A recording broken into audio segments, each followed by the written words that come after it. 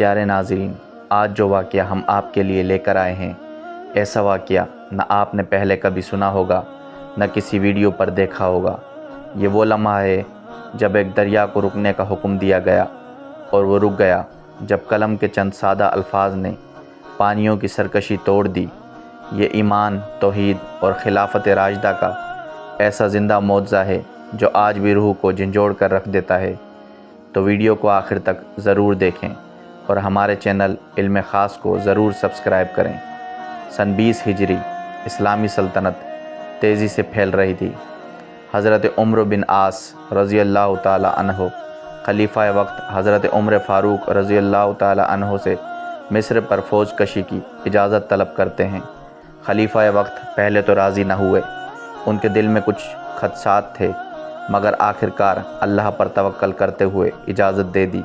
حضرت عمر بن عاص رضی اللہ تعالی عنہ کی قیادت میں لشکر اسلام مصر میں داخل ہوا اور کامیابی ان کے قدم چومنے لگی۔ مصر اور اسکندریہ جیسے عظیم علاقے فتح ہو گئے، لیکن فتح کے فوراً بعد ایک عجیب اور چونکا دینے والا واقعہ پیش آیا۔ اہل مصر حضرت عمر بن عاص کے پاس آئے، عرض کیا، اے امیر، ہم ہر سال ایک رسم ادا کرتے ہیں، جب تک ہم ایک دوشیزہ کو زیور و لباس پہنا کر دریائے نیل میں نہ قربان کریں، دریا میں طغیانی نہیں آتی، کھیت خشک رہتے ہیں اور قحط آتا ہے۔ یہ سن کر حضرت عمر بن عاص کانپ اٹھے، فرمایا، اسلام ایسے شیطانی رسموں کی ہرگز اجازت نہیں دیتا۔ انہوں نے رسم سے انکار کر دیا۔ دن گزرتے گئے، نیل خاموش تھا، نہ طغیانی آئی نہ پانی بڑھا۔ لوگ خوف زدہ ہو گئے، قحط کی آہٹ سنائی دینے لگی۔